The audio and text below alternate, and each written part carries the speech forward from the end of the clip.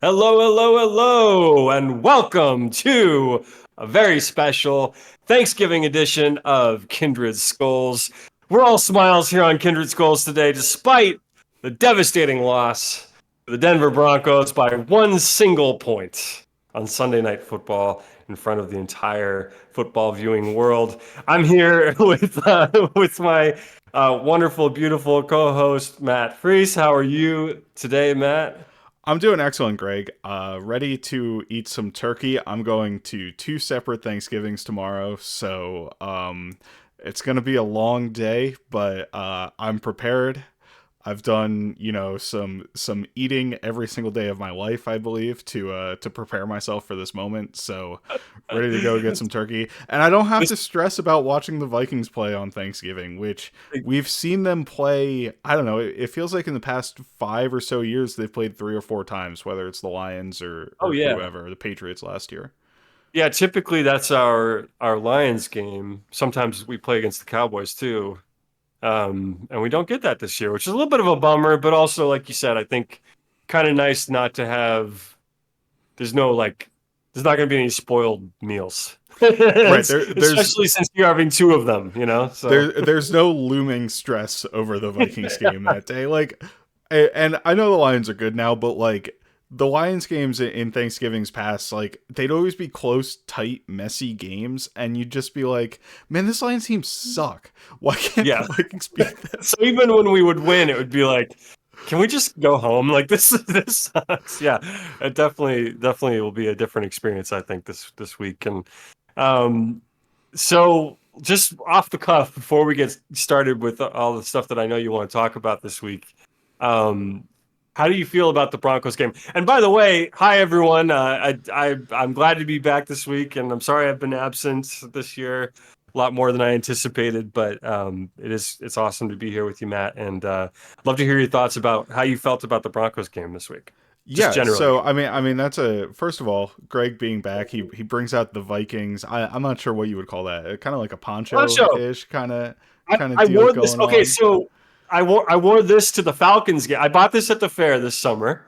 at the International Air Center of Sure. the fair. I can't remember the name of the booth, and I apologize. I can't promote them here, but I was walking around and I saw this poncho, and I was like, that is such a ridiculous item. I'll show people who are viewing such a ridiculous item. And I was like, I would never well actually no, I kind of I actually no, I really want that. And so I started sort of like walking around the fair and I kept thinking about this poncho. And I was like, it's so ridiculous, but it's kind of awesome. And I kept buzzing the booth and it was still there. I was like, oh.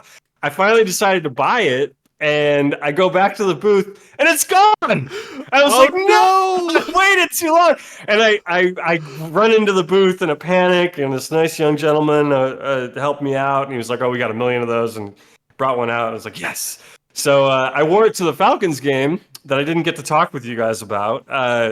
But and I wasn't sure. I was sort of self conscious leaving the house in a poncho because it's just like I don't know how people are gonna view that these days.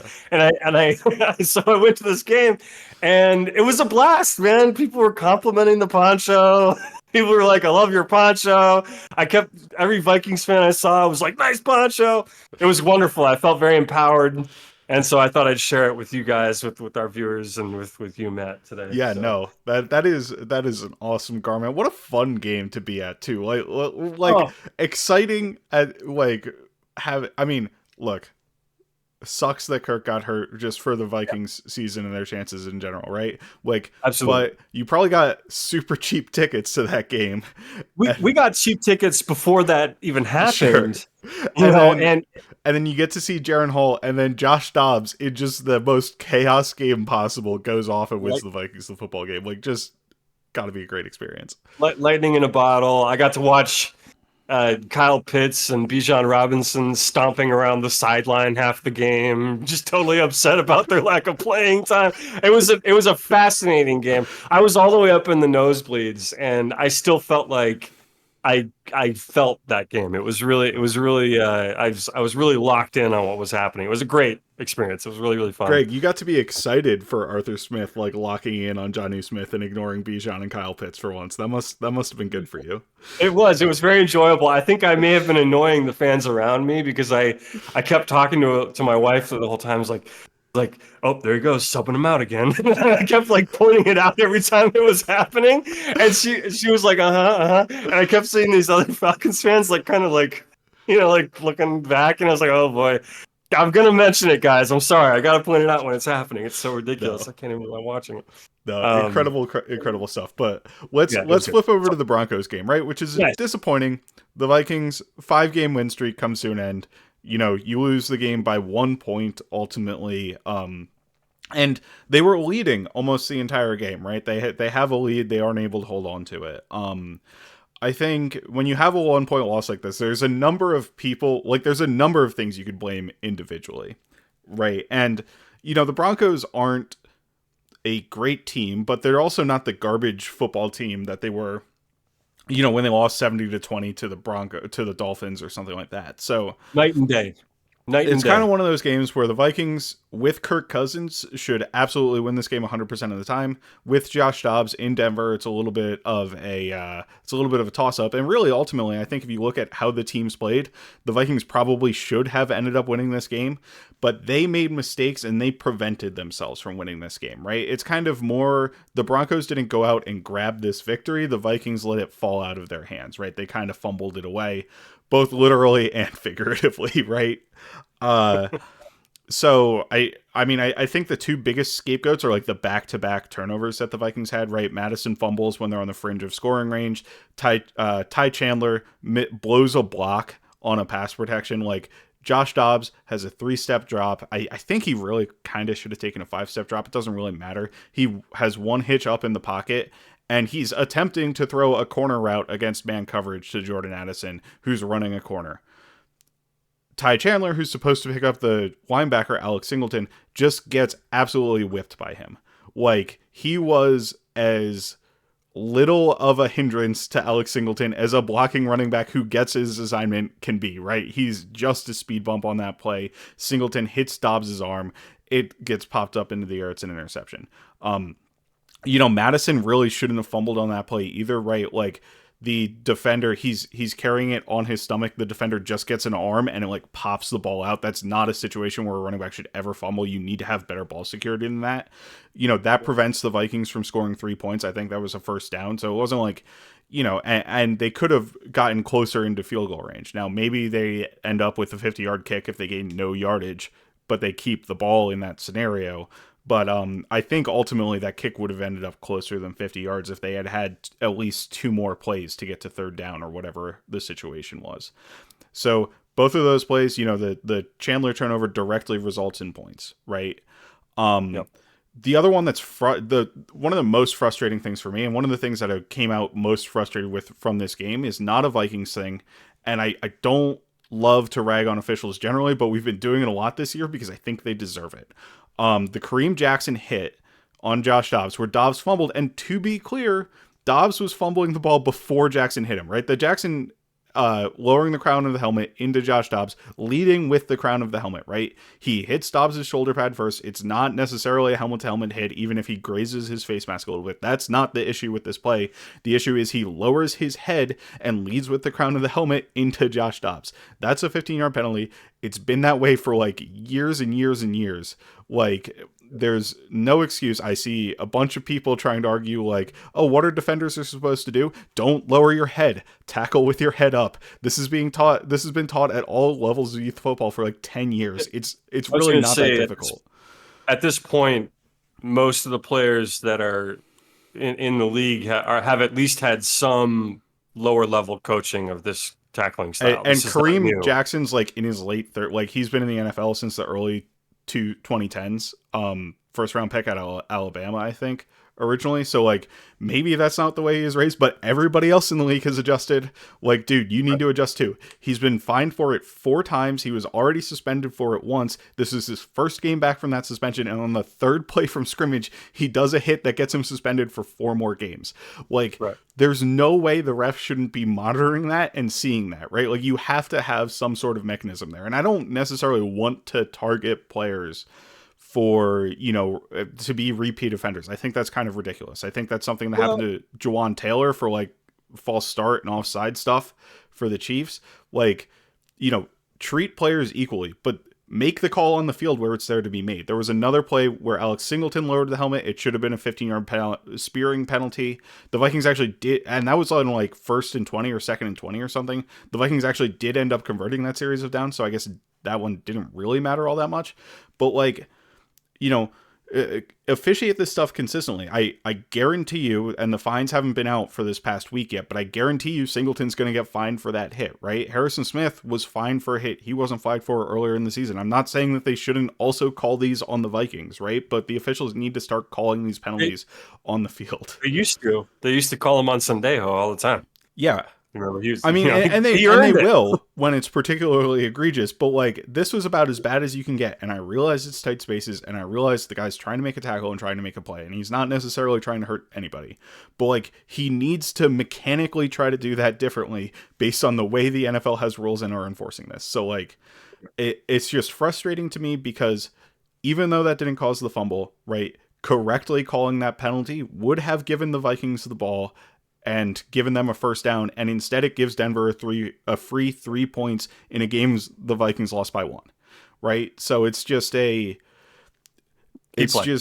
we need better officiating, and we need to give the officials, right? That's a fumble. It's a replay review. We need to give the officials a better way to fix that missed ruling, right? Like, I don't love the way the NCAA does targeting, right? But the NCAA at least has some way for the officials to call that penalty there, which is pretty much an objective penalty, right? Like the pass interference stuff a couple years ago was a complete disaster when they tried to make that reviewable. But this isn't like the pass interference. It's a lot more objective when you see the player lower the crown of his helmet to initiate this contact. They weren't able to, like, they have ejected players. The NFL office has ejected players for this year, and I guarantee you they would have ejected Kareem Jackson, but they're not allowed to do that if the officials don't throw a penalty on the field per the NFL rules. So you need some way to like expedite the review and fix a lot of this stuff that the officials are screwing up this year, because they're screwing up a lot of stuff.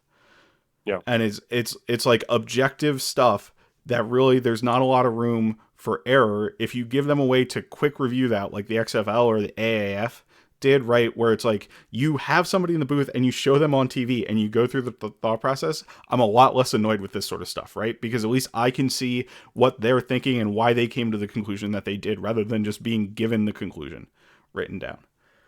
What's old is new again. Matt. Yeah.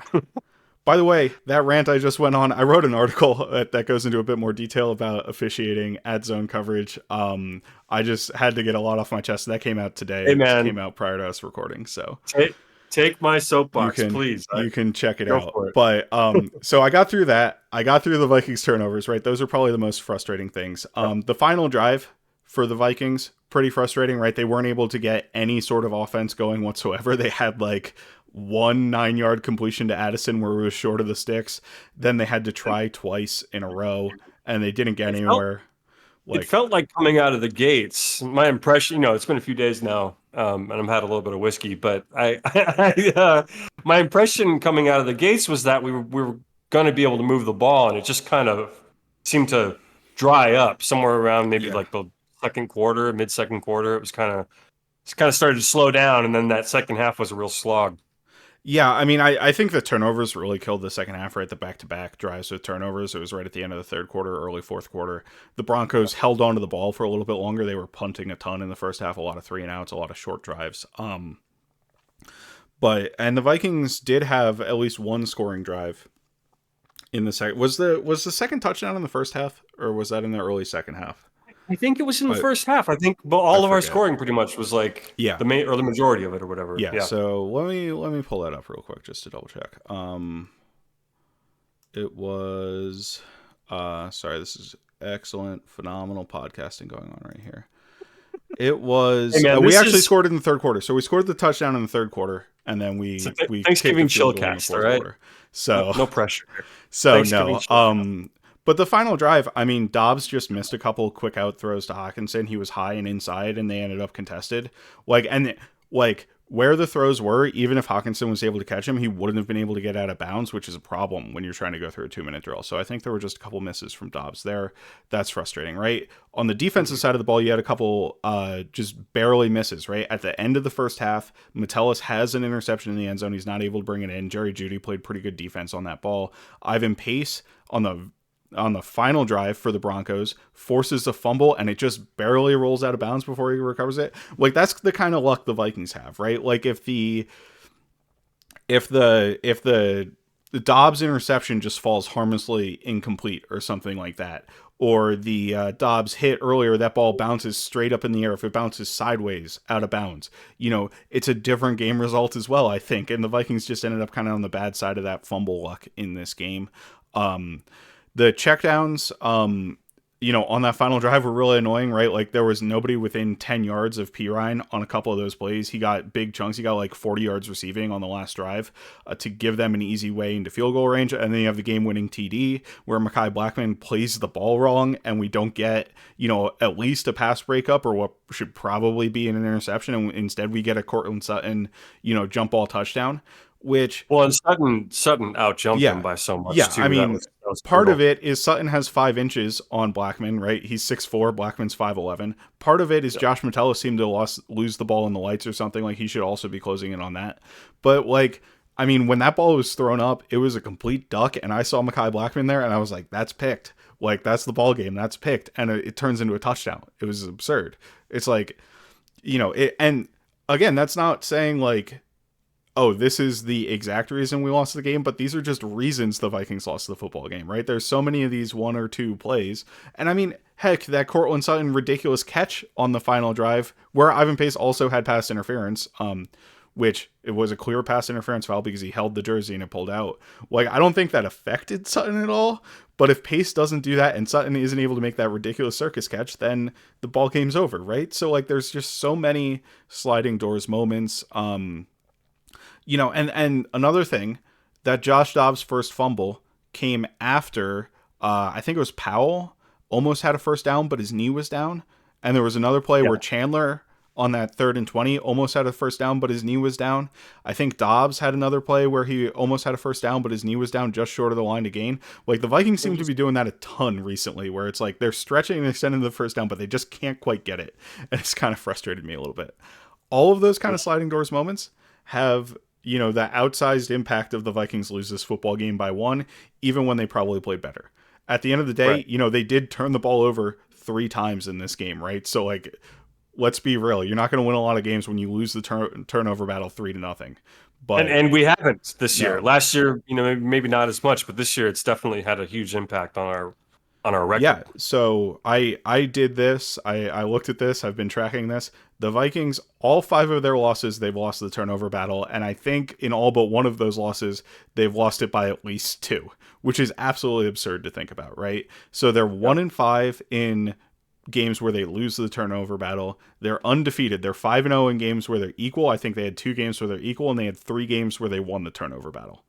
So, like, I mean, it's been the story of the season, turnovers. Whether if you lose the battle, you win. And I mean, that's kind of how football works. And it's not like, it's a very simple analysis, and it's not really super useful for telling you how a team's going to do moving forward, because turnovers are pretty fluky and random, as we've seen, I think, throughout the course of this Viking season. But at the end of the day, they are going to decide the results of games when they happen, because you are giving your opponent a free possession, and you're either taking away from a score from yourself, or you're giving the opponent the ball in scoring position pretty much on those turnover plays. So Absolutely. So Matt, let's talk a little bit about the passing game first. Passing. Let's talk sure. about the offense a little bit. So, I had mentioned earlier that it felt like things were kind of working in the first half, especially the first part of the first half, kind of slowed down. The turnovers started happening, but it also felt like it was harder to move the ball. What did you notice this week about the passing game in particular, Josh Dobbs' performance. What did you notice about what was happening? Is this indicative of larger issues here? Was it just like you said, individual plays? What was occurring out there? Yeah, so I do want to credit the Broncos defense because we've seen over the last handful of weeks the Vikings receivers downfield, particularly Jordan Addison, stepped up, right? But TJ Hawkinson as well, be able to create a lot of separation down the field, I think, and Kevin O'Connell's designs have gotten guys open. They weren't really able to do that all that well down the field in this game to me. Well, Hawk had a couple of those spikes. Those are always tough. Where you go up and grab it and just, like, throw it straight into the ground. Well, so those were the two I was talking about, honestly, at the end of the game. Like, before that, he was operating pretty well. There was a really nice design where Hawkinson usually runs option routes on third down, and it was a third down and short.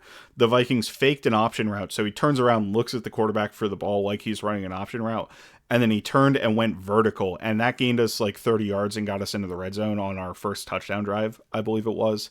There were a couple of other nice designs that got guys open down the field, but really the Broncos had great coverage most of the game, I thought. There wasn't a lot there on initial reads, and to be honest, Dobbs had a couple misses throughout the course of the game. Like, the first interceptable ball he threw 3 total interceptable balls if you include the one interception, and the other 2 I think were just on him. He tried to force the ball against cover 3 to Hawkinson, running a dig into a window that wasn't there. There was a second dig coming behind it from, I believe, Powell, who I don't think released correctly on the route. He should have released further outside the corner and wrapped it around and come in. But there was a small window there for Dobbs to be able to hit, I believe. You couldn't get a great view of it from the end zone angle, but Dobbs can't make the throw to the first dig based on the coverage. He has to make the throw to the second dig in that situation. So that's a miss by him. There was another miss over the field. Ball got tipped up into the air. Didn't get intercepted on a play where I thought Dobbs progressed through his reads well and made the right read, but didn't make the good throw to Addison on a backside dig. So he had smashed to the front side, which is a corner with a route underneath, and then he had a backside dig to the other side to Addison coming across the field. And Addison beats Surtain inside. Addison also had another win against Surtain, who's a phenomenal corner, right? Like, Patrick Surtain is part of the reason the Vikings weren't able to get the ball down the field. But Dobbs throws the ball slightly behind him, lets Surtain back into the play, right? There's a very tight window for Dobbs to be able to hit here, and it's not easy for him to make that throw, but Kirk was making that throw when this offense was operating at an extremely high level. So I do think there's a little bit on the quarterback. I think Dobbs' creation ability is a lot of fun, but and I think that Dobbs was an excellent pickup for the Vikings, and I want to see Dobbs continue to start unless things start to really go south for him. Like, I think he does a lot of good things, and I think a couple of the biggest plays in the game, right, that touchdown to Josh Oliver, the touchdown pass, Dobbs creates by himself. There's absolutely nobody open on that play. He makes the guy miss on the corner, and because guys are chasing him once he makes the first guy miss, he's able to create open space for Oliver to be there and get the touchdown, right? No, that TJ Hawkinson throw that I mentioned, he was at a very tight pocket. He had to, like, jump up, kind of fall back and make that throw, and he's just barely able to get it off. But go ahead on Dobbs.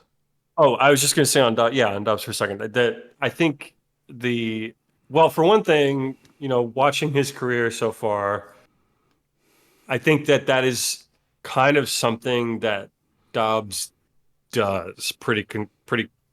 His lack of consistency is his most consistent trait. Yeah, that's fair. He had a couple of really big games for the Steelers where I was we talked about Dobbs, but way back in the day, and I was like, man, I think this might be their starter, and didn't work out there for one reason or another, and a lot of that had to do with consistency. He would come out and a couple weeks later and have a terrible game. Same thing happened with the Cardinals here this year. He started hot. The Cardinals won games people didn't think they were going to win, and then he kind of fell back to earth. Every Cardinals game for the first half of the season, right? They'd get up early, and then they'd kind of fall apart in the end and lose them. Yep. So I think we'll learn very quickly here with JJ coming back how realistic the Dobbs experiment is going to be, and I'm rooting for the guy. I mean, I like Josh Dobbs. I don't have a problem with Josh Dobbs. We'll see what happens here. But yeah, like you said, consistency I think is probably his biggest issue as a player. And I don't want to trash him, right? Like, I think he's doing I think he's doing good things, and it's Amazing. Look, like yeah, he's in an impossible situation, right? Like you come in, he absolutely. came in 3 weeks ago, right? He had no knowledge of the offense in his first game because he didn't get any reps in practice because they were preparing a rookie quarterback, and somehow he tied it together and won the game. Now that was all Absolutely. improvisational. Josh Dobbs just doing amazing things against the Falcons defense. Last I week, I thought he did more stuff on schedule, and I thought that was looking up.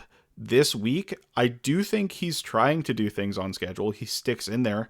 I don't think he sees the field as clearly as Kirk does. I think it's a lot harder for him to see the field clearly when he's in a new offense with players he didn't know 3 weeks ago, right? So he doesn't have the built-in reps and practice time with that. But I think maybe he's leaning a little bit too much into the improvisational side. But again, it's hard to blame him for that when it's been so successful, right? So there, Absolutely. And I don't want to come across as unimpressed by what he's yeah, accomplished because I saw it in person and it was very impressive. So, yeah, there's more power to him. I hope he comes out strong this week and yeah. turns this thing around. Yeah, I think there's room for nuance with it, right? Like Dobbs isn't a bona fide starting quarterback number one, right? He's not Patrick Mahomes. He's not an elite quarterback who's going to step in and be a difference maker with your team.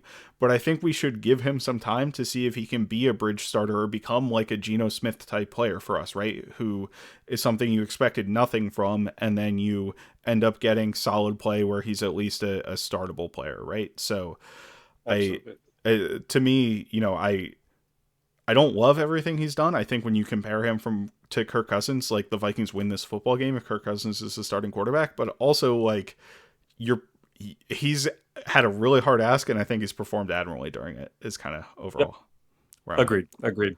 Do you want to touch on the running game just briefly, how it Yeah. looked this week? So It I did thought, seem like after a pretty much a whole season of evidence here that our rushing attack is a major problem. This was a week where not as much, right? It definitely yeah. seemed to come around a little bit. I mean, you have 2 fumbles in the running game, right? And that's kind of a disaster day. You have a Yeah. fumble in the running game from the running backs, and that's kind of a disaster day for Alex Mattison, right? Because you just can't fumble the football. By the way, Alex Mattison only has 2 fumbles on the season. I don't know if you knew that, which is I like, did actually, it's like but emotionally, I think Vikings fans think Alex Mattison has had like 10 fumbles this season, right? Like it just kind of feels like he's well, fumbled the ball 10 times. wait, can we talk about this for a Yeah, go right second? ahead. Because this is what drives me nuts about fans in general, not just Vikings fans. This is something all fans do. I do it too. Like, if your expectation was Alexander Mattison is going to do. It's literally dead set, gonna happen. He's gonna step in and be Dalvin Cook for us and do all the things Dalvin Cook did, and be a starting caliber NFL player right off the bat. Like this is gonna work. If that was your expectation, of course you're disappointed by Madison's performance. Of course you are, but like that really never should have been the expectation. And we talked about this at length in the offseason and leading up to the first games, and as the evidence was starting to mount, it was like very clear that this was going to be a struggle for us.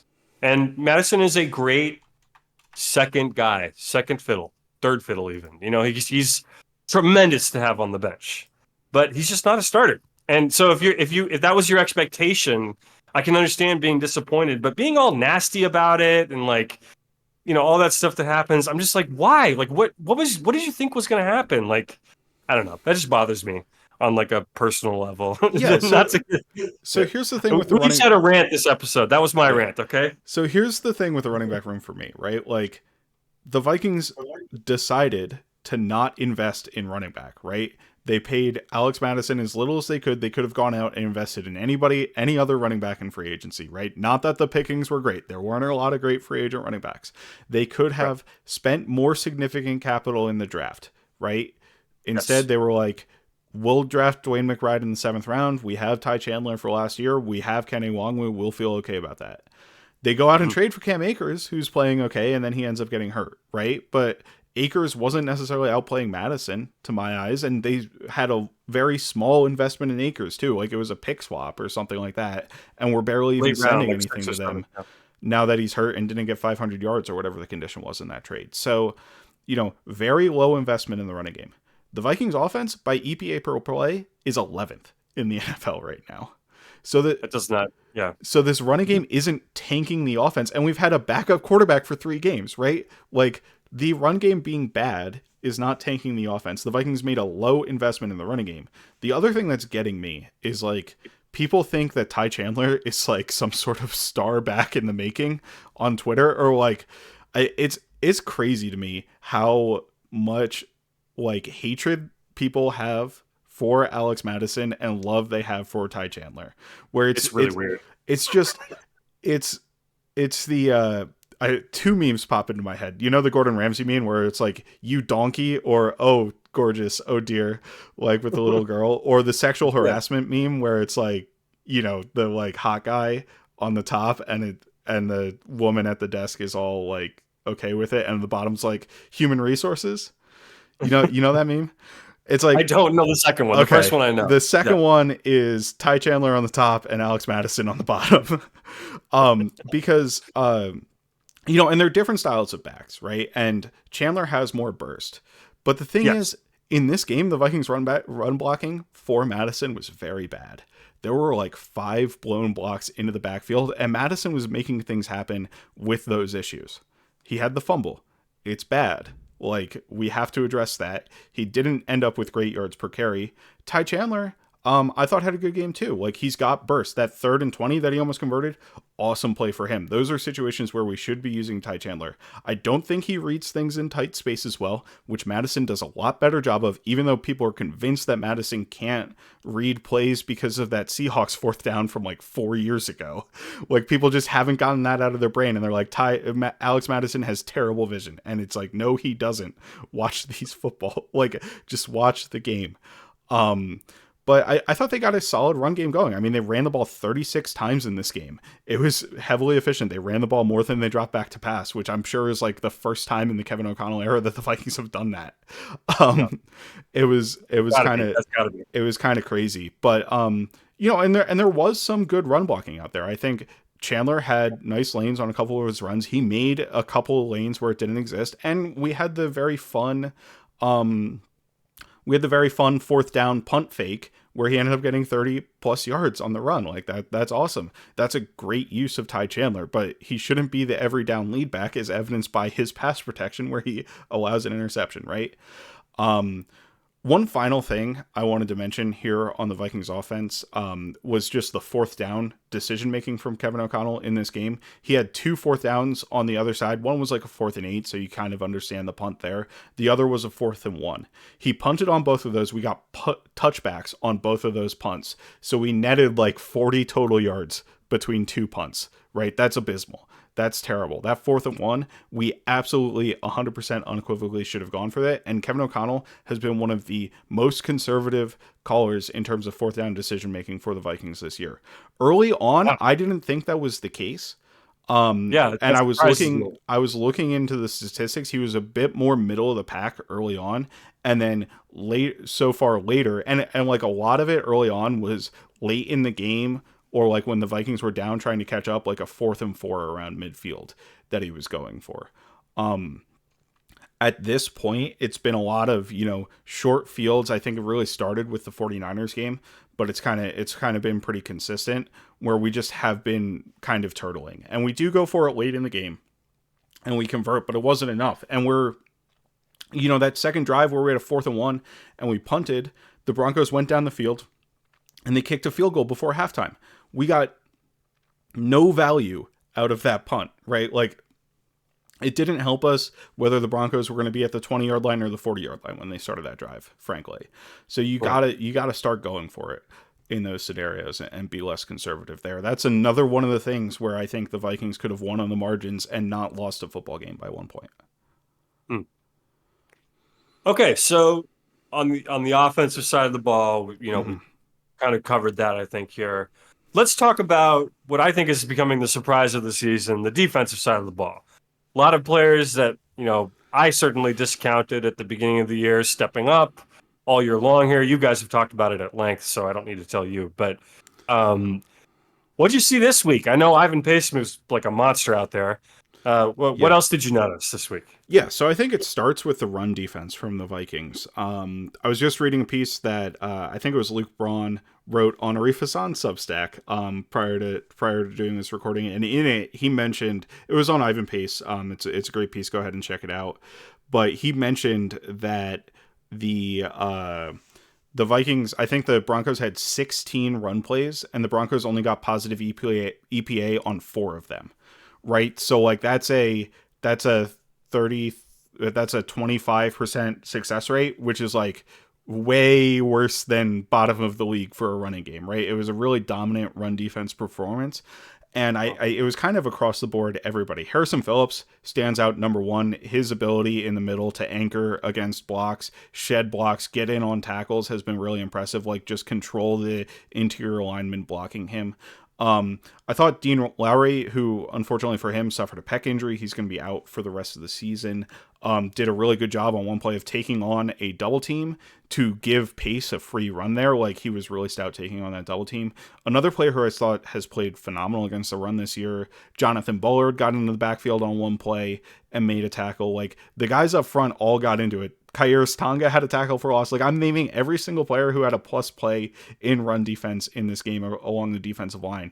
Of course, Danielle Hunter dominated the tight end on a run play. He and DJ Wanham also shut down the 2-point conversion try at the end of the game for the Broncos. DJ Wanham had a play where he edge contained on the outside. The running back still bounced it and tried to bounce it outside of him to try to outrun Wanham, and Wanham ran him down for like no gain.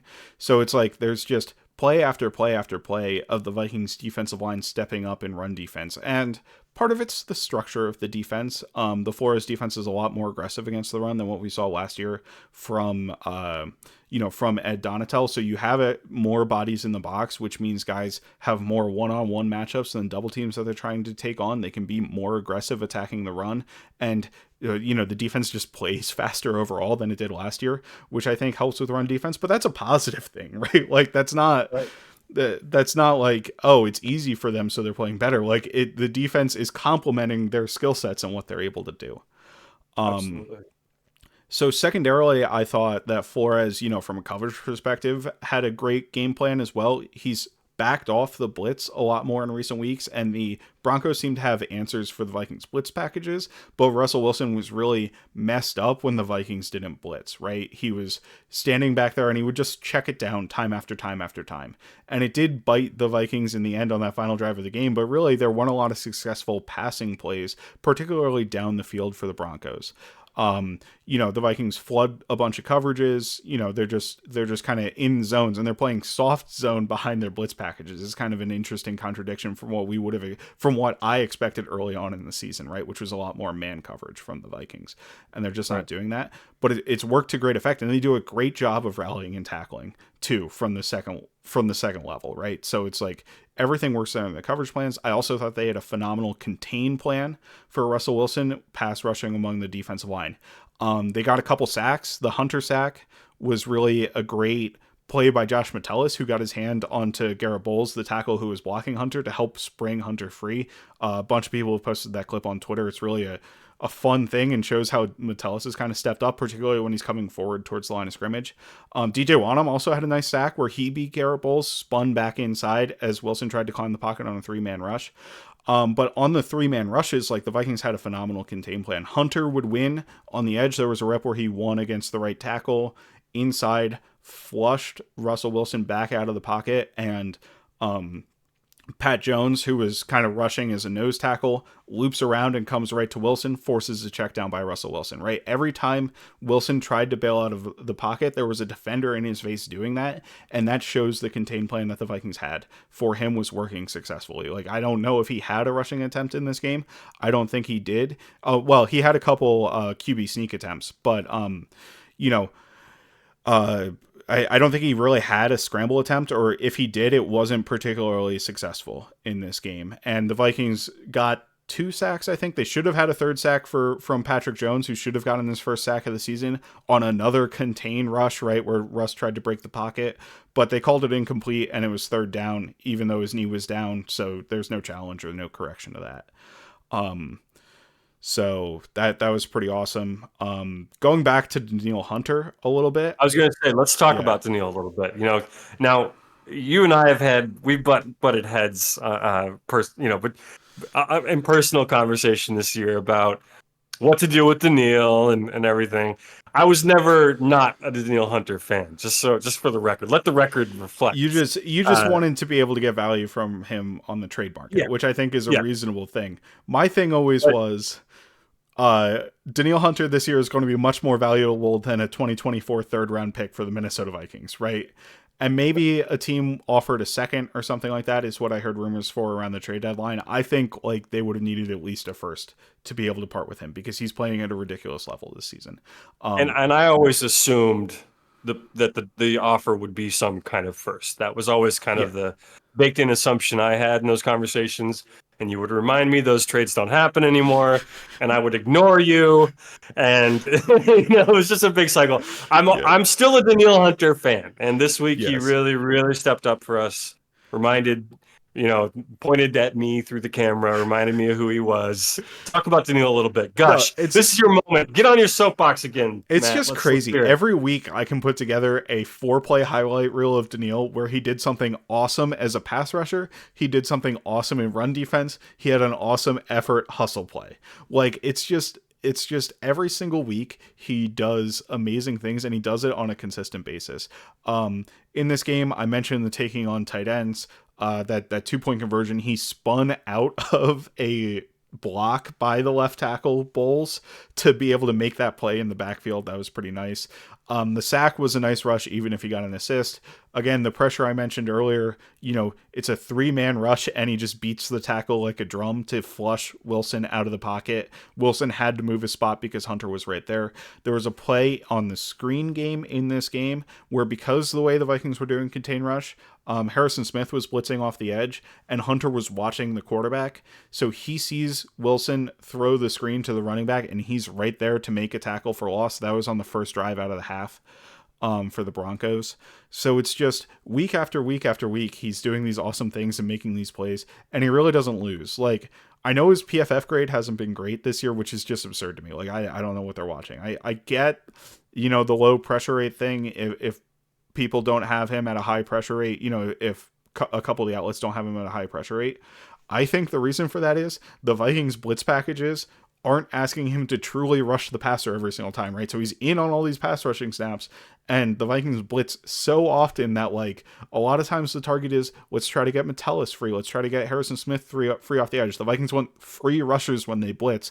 So the guys who are blitzing, and sometimes the stunts are built for Danielle Hunter to get pressure, but a lot of times it's they're sending the house, and the offense is going to wad up everything and get the ball out quick. So anybody who's blocked at all, as long as you have a speed bump, you're going to be okay. Like, you're not going to get a pressure on that play in front of you. You have to be unblocked to be able to affect the quarterback in those situations. And nobody's ever going to leave Danielle Hunter unblocked. Like, he's a game plan key for opposing offenses. You feel validated, Matt?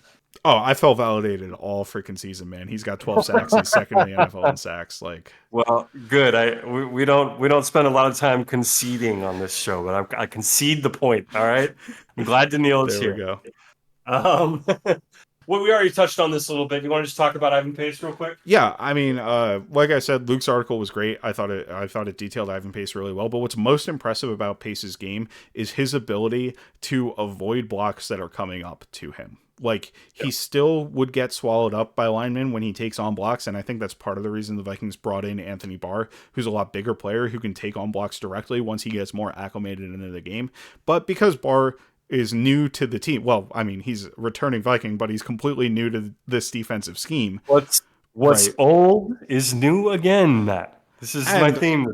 And frankly, he's not going to be peak Anthony Barr, right? But they're acclimating him and getting him up to speed. He only played 12 snaps where Pace played all of them. And I think Pace should absolutely take the majority of the snaps moving forward with Hicks out. He's on IR. He's probably out for the season. Pause for a second. I want to take that sentence you just said. Ivan Pace should be getting all the snaps. Like, that's An undrafted free agent rookie linebacker should be getting all of the snaps. Should be getting all the snaps. I just want to take a moment to appreciate that. Sometimes with players, Vikings players, they're so great that I immediately take them for granted. I did that with JJ right off the bat. I saw like 2 games of JJ. I'm like, oh, okay, he's going to be one of the top players in the NFL. Got it. And I just kind of like accepted it right away. And I didn't have, for some reason, I didn't have a moment of like, oh my God, discovery. It happens to me occasionally. I've already done that with Ivan Pace. He's like, okay, he's one of our best players. Got it. Like it's pretty amazing. So we should definitely be appreciating that as a fan base. Yeah, and I think there are limitations to base, right? Like I think 32 NFL teams, including the Vikings, should be embarrassed that they didn't draft him, honestly, during the NFL draft. Because you go back and you watch his Cincinnati tape, and he's doing the exact same stuff in the NFL with the Vikings that he did at Cincinnati. Like we talked about it on this very show. Yeah, we went in depth on it, and we both said like you can't coach motor. Yeah, you can't coach this, you can't coach that, and he's got intangibles. And I thought there was going to be a transition period to the NFL. I do think that Brian Flores specifically is huge for Pace because of the number of bodies he puts in the box. It lets him play a lot cleaner in the box than he would have in other circumstances. But he's got opposing offensive linemen coming up unhindered to him on combo blocks or something like that. And he is able to slip those blocks like 9 times out of 10. It's insane. They can't get a handoff on him at the second level. And not only does he slip the blocks, because when you slip those blocks, you better be right. He's able to get in on the tackle and affect the ball carry and affect the play. And he sees the game at a high level from the line of scrimmage. The Vikings' number of bodies they put on the block, I think, does help him because it doesn't let linemen get up to him and get free blocks on him all that often. And he's not great at directly taking on blocks. But, I think he's been a quality player for the Vikings. In coverage, he's still a downside, right? He had that pass interference against Cortland Sutton. I mean, that's a tough matchup. I think it was a zone play, so it's not really a matchup thing, right? It's more of you just need to be able to cover the area that you're going to be, no matter who's in that area. He can clean some of that up. The instincts for that, but, in this attacking defense, that's kind of hidden as well. So there are limitations with him. It's not like a Justin Jefferson where he's just dominating the league from day one, but it's still phenomenal. I wasn't comparing him to JJ. I know. I just want to kind of have the nuance here of like, he's playing awesome and it's great to see. And there's some improvement that we need to see from him as well for him to be a fully complete linebacker. But if he's able to make that improvement, he becomes one of the best linebackers in the game. Is kind of the thing. So, which is correct. Yeah. We already touched on this a little bit, talking about that last touchdown. Mekhi Blackmon a little bit up and down this week. Yeah. And let's just touch on this real quick. I thought Blackman's been playing pretty well recently, but this week he had a rough one. And I think he's the biggest culprit on defense for why some things were screwed up, and he ends up essentially allowing. It's unfair to put this on him, but essentially allowing 9 points, I would say, in this game. You had the one drive where he had almost back-to-back plays. I think they were back-to-back passing plays, and there was just a run play in between them where he let up long receptions. One was to Judy on a comeback, and one was another circus catch for Sutton where he made a diving catch down the field, and it was a 33-yard gain. And go ahead. Well, I was going to ask, I have a broader question about Mekhi once you finish. Yeah. And the thing I struggle with on those plays that makes it difficult is Mekhi played them the opposite way. So on the Judy play, he's playing off coverage. He's giving him a lot of cushion deep. Okay. And Judy's able to cut his route off, run a curl route, get the ball. It's like a 16, 18-yard gain. Blackman's not able to plant his foot in the ground, drive on the ball, and be able to make a play on the ball, right? He didn't put himself in a position to be able to do that. On the, and this is off, it's zone coverage. I think it was 3 deep zone in both instances, but that turns into man against vertical route. So it's like, it's simulating off man coverage, right? In these instances. The second one is another Sutton vertical route. He plays more catch technique where he trusts his speed and actually, meets Sutton and then tries to turn and run with Sutton deep, which would solve the issue of the comeback or the curl route that Judy ran, right? You're in position to be able to cover that.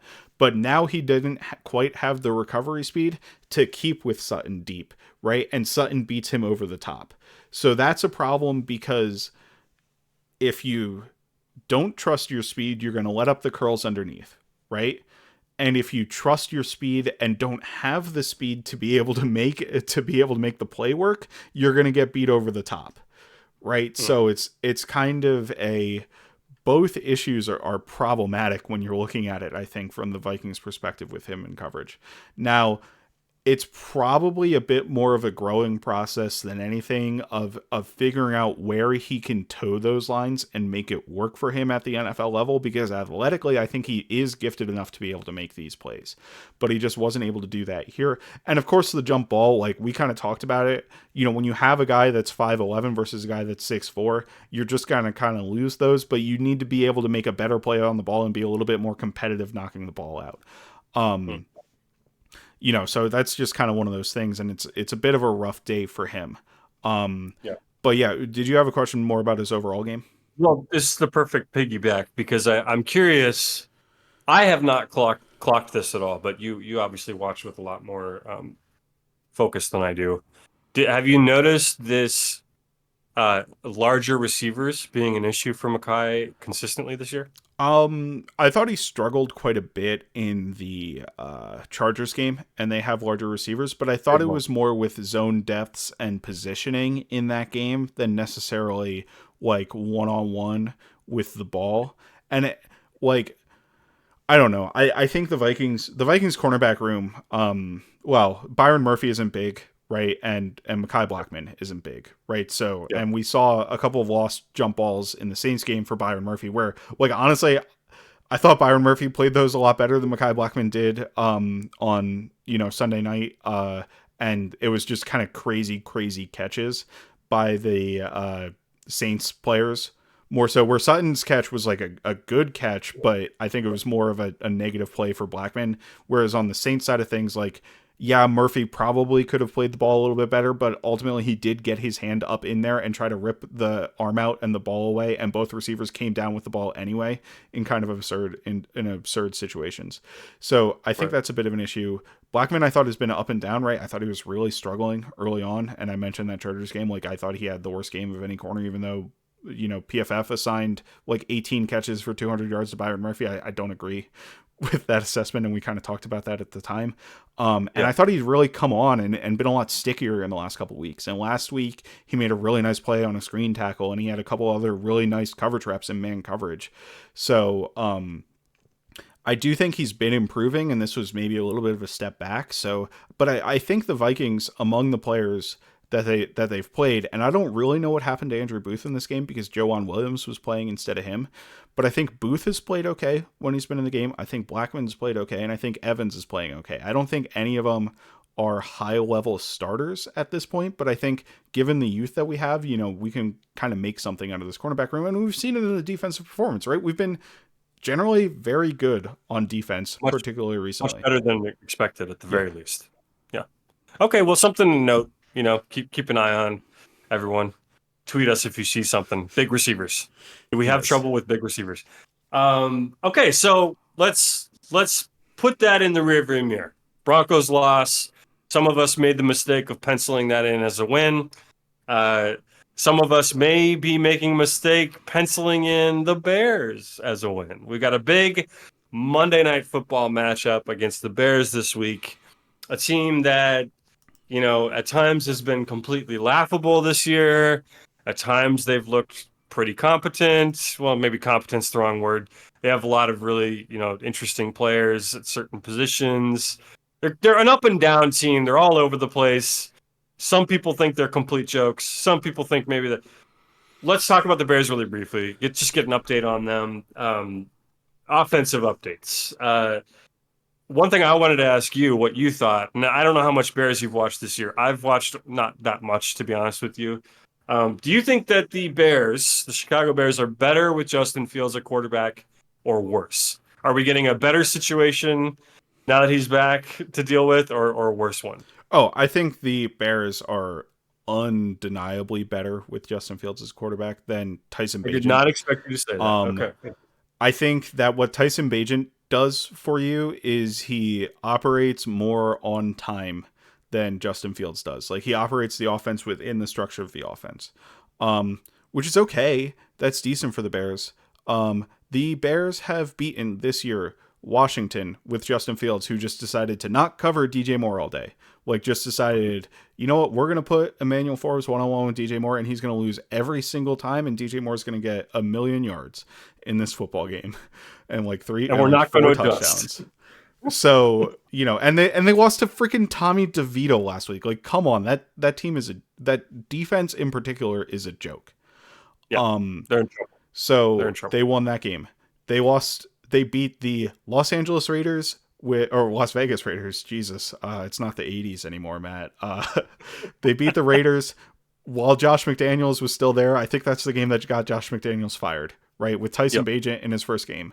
Like, the Raiders organization was completely dysfunctional with Josh McDaniels. We've seen how the players responded immediately after Josh McDaniels got fired, how happy they are. They beat the Carolina Panthers, who are the worst team in the NFL. Barely. They needed a long, like, missed field goal or something to win that game at the end of the game, rather than it go to a tie or something like that. They needed a complete dumpster fire of an offense to be able to give them that win. And then, so Matt, yeah, it sounds like you are penciling in the Bears game as a W. I think it is much more valid to pencil in the Bears game as a win than it was to pencil in the Broncos game as a win. That is what I will say. I do think Justin Fields being back improves their offense because he's just a better player than Tyson Bagent is. I think that Justin Fields against our defense in particular is not going to find success because he can't operate things on time. And as we saw in the first game, they don't have answers for our blitz packages. Like, they just did not have valid answers for our blitz packages with Justin Fields in the game. And Fields is part of that problem. Like, he had that first unblocked sack by DJ Wanham at the beginning of the game. He had a throw that he had to make, and he did not pull the trigger on the throw. Like, that's on Fields. You know, he's part of the issue in terms of processing, but I think the Vikings match up very well against him, even if he is a better player than Tyson Bagent, who is an undrafted rookie out of a D3 school. Like, yes, I mean, like, it's cool that Tyson Bagent got the start and got a couple wins. But he processed things quicker than Fields does, but he doesn't have an NFL arm. I mean, we saw that in the reps that he was in our game, and he just doesn't. He's not going to lead a serious offense in the NFL, at least at this point. Maybe he can grow as a player, but that's not who he is as a quarterback right now. I would agree with that. Do you have anything that you want to mention about the Bears defense, what you've seen so far since our last match? I think the Bears defense is where this game, you know, could go awry for the Vikings, especially if we have still growing pains with Josh Dobbs, or he kind of becomes a bit more of a chaos merchant, right? Like, the Bears defense played very well against the Vikings in the first matchup. That was our first game without Jordan Addison, without Justin Jefferson. So there probably was a little bit of an adjustment period of the offense that they needed to go through before they were really rolling in the San Francisco and the Green Bay game, right? But, you know, the Vikings offense was incredible in the San Francisco and the Green Bay game, and they were very bad in the Bears game, right? Yep. So, you know, with Josh Dobbs, with the new quarterback in there, I think that that's a little bit of a negative. The Bears have, like, I don't believe in a lot of the talent on the Bears defense, frankly, but they did make a serious upgrade, even if they spent too much to acquire Montez Sweat. By adding Montez Sweat on their defensive line, they now have two real NFL defensive linemen, I would say, in him and DeMarcus Walker, who's kind of their other edge rusher. So I wouldn't expect the Vikings to be able to have a lot of success on the ground with those heavy run defending edges. And, you know, I don't love any of their interior players, but the Vikings weren't successful the first time. I don't think there's a lot of, you know, with even an upgrade on the defensive line, there's a lot of room that they're going to be successful. They have a couple of, like, the run defending linebackers, I think, or the linebackers are pretty solid in run defense. I don't think Tremaine Edmonds is good in coverage. I think we should try to exploit him with TJ Hawkinson. And they paid him, what is that, like $20 million a year, like $19 million a year to come here. So that's kind of a downside on them. The corners I'm not super sold on. Tyreek Stevenson, the rookie, has had good plays and he's had some pretty severe blemishes and his game has kind of been up and down. Jalen Johnson, I think, is a pretty good player, but I think PFF might have him as their highest graded corner or something, and I don't think he's nearly that good. He's just a quality starting player, and their safeties I think are okay. I think they got overhyped. Like Jaquan Brisker, people were like, oh, this guy's a budding star or whatever. I don't think he's that. And Eddie Jackson had one really, really good season under Vic Fangio and hasn't been like a true difference making player since then, I think. So like they've got okay talent on defense, and that can beat the Vikings, I think, when, if they're not going to fire on all cylinders on offense, if Justin Jefferson still isn't able to come back, right? Like we're nearing the end of his activation window, but they could still sit him for this game, activate him after it, and then have him come back after the bye if they want to play it that way. So it seems a little likely that that's what they're going to do. Yeah. Just that extra week of rest for him. Okay, so I think you don't think there's any spoiler potential here for the Bears? I mean, I think there's always spoiler potential for a Vikings game. Like, I'm never going to be like, oh yeah, the Vikings are 100% guaranteed to win this football game, and there's no way they're going to lose, right? Well, you know what I mean. Like spoiler teams. This time of year is when you kind of like figure out, the teams that are way too hopeless to even worry about. And then there's this like sort of middle class of bad teams that you still don't feel great about playing because, one or two things go wrong and then you're on the wrong side of the score. And it's like, man. I think the Bears are a team that is below that middle tier team that can still beat a better team because Justin Fields just goes off. If that makes sense. Spoiler team. Like his athletic potential. Spoiler team. Gives you the ability to be a spoiler team, right? But that's all I wanted. They're not a team that I would expect to beat any team other than the NFL's worst teams, right? Okay. Like I would expect the Vikings to be able to beat them. I would expect the New Orleans Saints, for example, to be able to beat them. I would expect the Denver Broncos, who did beat them, to beat them, right? But if you look past them, or if you don't show up, or you come out a little flat, you might have a tough day. If you're the Detroit Lions and you're looking past the Chicago Bears, you end up down 2 scores with 4 minutes left and have to make your miraculous comeback, right? Exactly. So which they did, and that's a negative for the Bears. Like that's an absolute disaster for the Bears to have that happen to you, right? Like it's frankly a fireable offense for your head coach who already should have been fired probably, but that's probably a completely different story. Yeah. All right, so we'll see what happens here. Who you picking this week? What's your score? I mean, I got the Vikings. I'm going to say something in the range of 20-ish points for the Vikings to somewhere in the range of the teens for the Bears. So 24-14 feels okay. 27-13, something like that. Maybe 20-17 if we get it tight. But I think a 2-score win, but maybe just a little bit more than 2 scores. Okay. I'm picking the Vikes, and I'm going with 2017. I feel like it's going to be another one of those games where we're just a little ugly, but we have enough in the end. I don't think there's going to end up a point in this game where we feel really good about the Vikings, like they have this in the bag. Like I think there's going to be a little bit of nerves the entire time. Yep. It's a Vikings football game. Of course, that's how it's going to be. I will say the positive is we already beat the Bears at Soldier, which is typically our real big screw up game against the Bears. So at least it's at home. We'll rest our laurels on that. Matt, do you have any final thoughts this week? This special Thanksgiving show? No. This was a lot of fun. I'm glad we got to chop it up. I'm glad to get you back on the pod, Gregg. We're going to need to try to coordinate. It's been rough this year with all 3 of our schedules, trying to find a time where all 3 of us can show up at the same time. So yeah, and you and Nick always do so much work, and so if the time works for you guys, I'm kind of like, go ahead. Yeah. But I really enjoyed making my quarterly appearance here with you, and we'll go Vikes. Let's see what happens, right? Yeah, Skol Vikes. We'll see you guys next week. Goal, baby. Another first-round corner wouldn't do us any harm. Oh, another first-round corner wouldn't do us any harm. Oh, another first-round corner wouldn't do us any harm. And we'll all cheer on behind, and we'll score.